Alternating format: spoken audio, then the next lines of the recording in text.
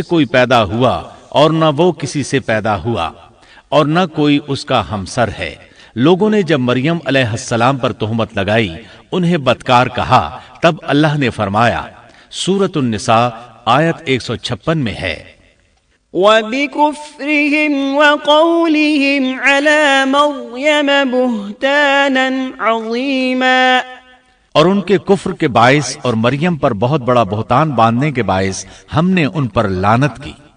اسی طرح سورہ آل عمران آیت 59 میں اللہ تعالیٰ فرماتے ہیں، إِنَّ مَثَلَ عِيسَى عِندَ اللَّهِ كَمَثَلِ آدَمَ خَلَقَهُ مِن تُرَابٍ ثُمَّ قَالَ لَهُ كُن فَيَكُونُ۔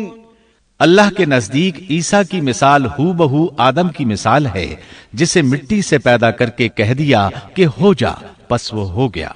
عیسائیوں کا مریم اور عیسیٰ علیہ السلام کے بارے میں یہ بہت بڑا جھوٹ ہے کہ عیسیٰ علیہ السلام اللہ کے بیٹے اور مریم اللہ کی بیوی ہیں۔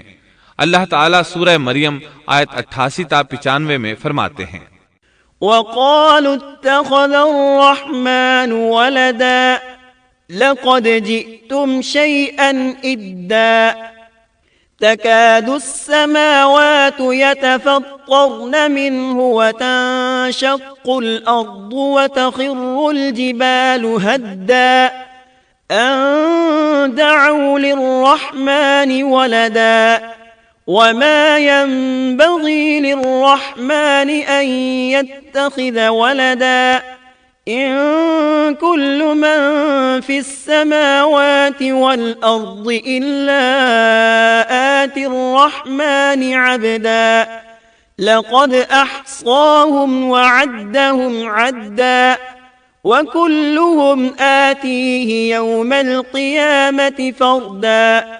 ان کا قول تو یہ ہے کہ اللہ رحمان نے بھی اولاد اختیار کی ہے، یقیناً تم بہت بری اور بھاری چیز لائے ہو۔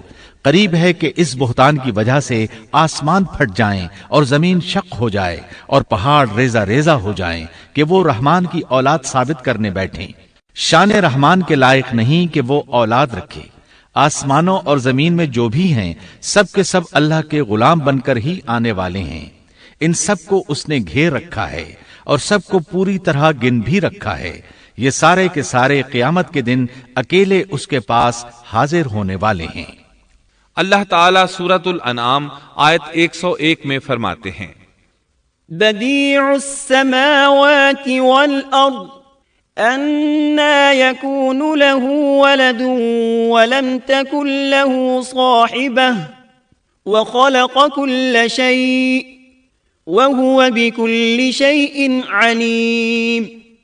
وہ آسمانوں اور زمین کا موجد ہے، اللہ تعالیٰ کے ہاں اولاد کہاں ہو سکتی ہے، حالانکہ اس کی کوئی بیوی تو ہے ہی نہیں، اور اللہ تعالیٰ نے ہر چیز کو پیدا کیا ہے اور وہ ہر چیز کو خوب جانتا ہے۔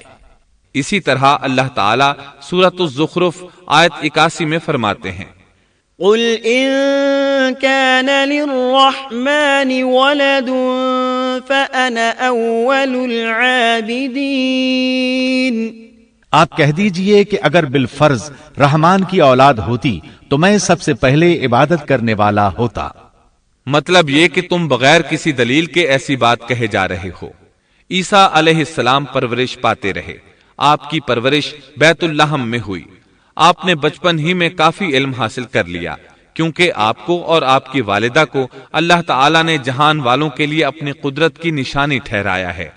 اللہ تعالیٰ سورۃ المؤمنون آیت 50 میں فرماتے ہیں، وَجَعَلْنَا ابْنَ مَرْيَمَ وَأُمَّهُ آيَةً وَآوَيْنَاهُمَا إِلَى رَبْوَةٍ ذَاتِ قَرَارٍ وَمَعِينٍ۔ اور ہم نے ابن مریم اور ان کی والدہ کو ایک نشانی بنایا اور ان دونوں کو بلند اور صاف قرار والی اور جاری پانی والی جگہ میں پناہ دی۔ علماء کہتے ہیں کہ مریم علیہ السلام بیت اللحم سے بیت المقدس کی طرف منتقل ہو گئیں۔ بیت المقدس کے پاس ایک اونچی جگہ تھی، اس میں پانی کا چشمہ بھی تھا اور پھل بھی تھے۔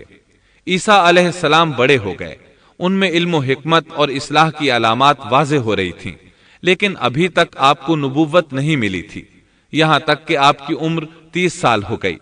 تب اللہ تعالیٰ نے آپ کو انجیل عطا فرمائی۔ اس کے بعد آپ نے اللہ کے رسول کی حیثیت سے دین کی دعوت شروع کی۔ اللہ تعالیٰ سورۃ المائدہ آیت 46 میں فرماتے ہیں،